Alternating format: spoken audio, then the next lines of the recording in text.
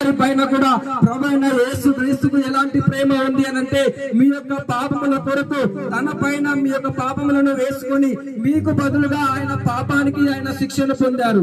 మీకు బదులుగా మీ యొక్క పాపాలకు బదులుగా ఆయన శిలువలో రాడు పైన ఆయన భూమికి ఆకాశానికి మధ్యన ఆయన వేలాడారు. ప్రభువైన యేసు క్రీస్తు ఈ లోకంలో ఉన్న మనిషి యొక్క పాపముల కొరకు ఆయన శిలువలో మరణించారు. ప్రతి మనిషి కూడా ఒక రోజు మరణిస్తారు. మరణించిన తర్వాత రెండే మార్గాలు ఉంటాయి. ఒకటి పరలోకము అనగా స్వర్గము, రెండవది నరకము. ఆ యొక్క పరలోకానికి వెళ్ళాలంటే ఈ లోకంలో ఉన్న ఏ మానవుడు కూడా వెళ్ళలేడు.